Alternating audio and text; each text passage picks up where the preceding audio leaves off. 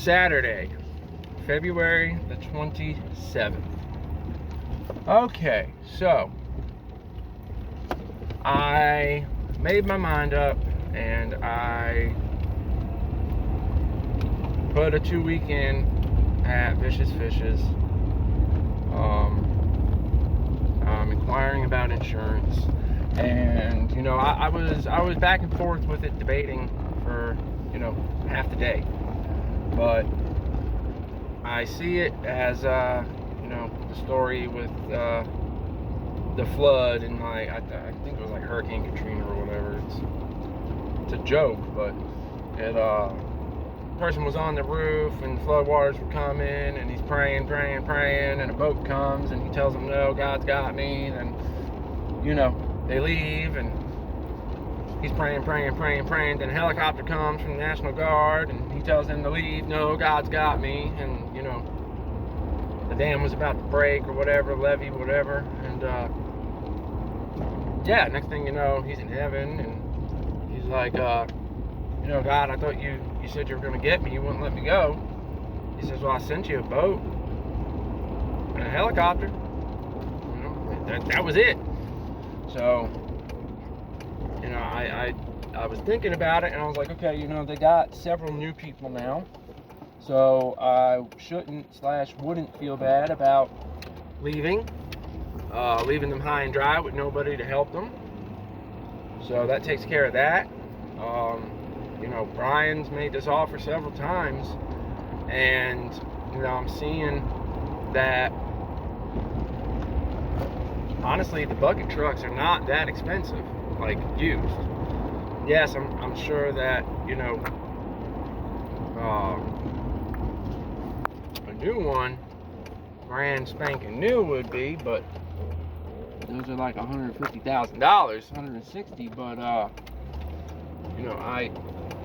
I'm viewing this as this is my opportunity to animal, to actually make enough to survive. And I said that I don't want Mom to have to work anymore.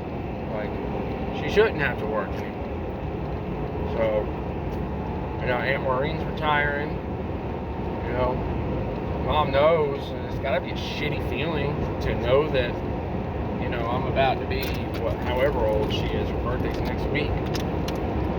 56, 57, something like that, pushing 60, and I'm working at Walmart. So I'm trying to step up, and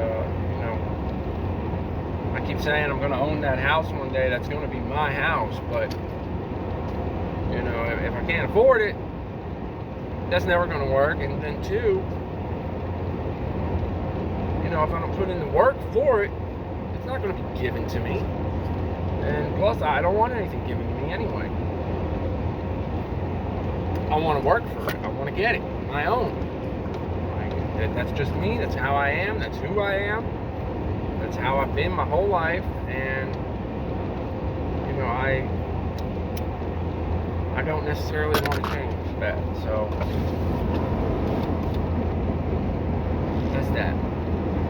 So and also what helped this along was everything I'm learning in my class, and about the effects of meth on the brain, and just hearing other people's stories. And it's like, whoa, like seriously, like I had the same thing going on, and I thought it was real, and this and that, and this and that, and this and that, and it's like, no, this was some fabricated shit in my mind. And it was a combination of the drugs, grief, and depression, unmedicated bipolar, and all this shit at one time, and I didn't know how to deal with it. So yeah, so it's like, nothing's going to be handed to me. I'm not going to receive this miraculous offer and all that. Like, I gotta man up, knuckle down, put my big boy pants on, and let's just do it. And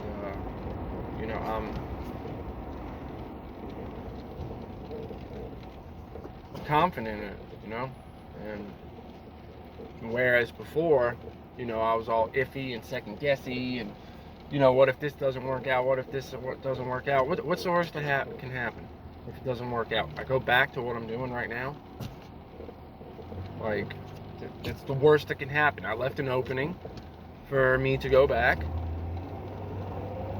And, I mean, literally, there's nothing bad that can happen out of this. Well, I won't say that, but I don't see the possibility of something bad happening being that great. So, yeah, I mean, so I'm gonna go with it. And, you know, $700 every 2 weeks is not enough to live at all. Like, it's not. $1,000 a week. $1,000 a week would not be enough to live. And it's crazy. It's actually really, really sad. Very, very sad. And, you know, I honestly, personally, do not see the point in that. Like, I just don't.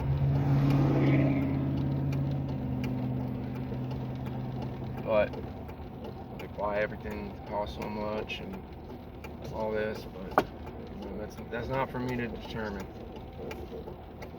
And, yeah, you know, it actually feels pretty good to admit that, you know, I had a misconception of a lot of things, and, you know, a lot of things were in my head, and, you know, it is saddening, though, at the same time, to realize how much my brain was literally affected by that, and, you know, how bad I actually was, and how I couldn't see it. Like, I was basing, you know, my condition off of my looks. Oh yeah, well, at least my teeth ain't falling out, at least I ain't got sores all over my body, at least this, at least that. It's like, what? Like, that's retarded. Like, my mental condition was very bad. You know, I was thinking very bad stuff at one time, and, you know, I was serious. Like, you know, I was ready to blow. Like, I probably would have killed somebody. Like, seriously, like 100%. I know who it would have been, and I know what it would have been over, and, you know, it took a lot out of me to not do it.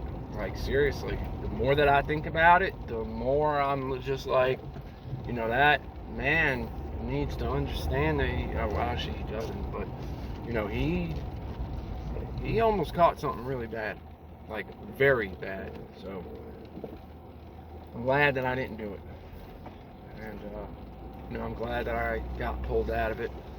I'm glad that I found God, and I'm glad that for the situation that I've gone through, and you know, the opportunities that I've been presented with, and you know, it feels good. And you know, I got a certain level of self-confidence back, self-esteem, and, you know, this is in no way, though, affecting my view of God, my relationship with Him, any of that. So, you know, that's that. You know, and I'm just gonna try to do the best that I can every day, and strive to be the best that I can be, and learn something new. And I'm not going to not focusing on, you know, getting laid anymore, or building a relationship, because, you know, I got to take care of me. I know I've said it before, but, and, you know, it's probably going to come up again, but I'm a sinner. Anyway I look at it, I'm a sinner, you know. So there are some things that I can do to prevent it from continuing, but, you know, that's the other thing. I'm never not going to be a sinner. So that's all I got for right now.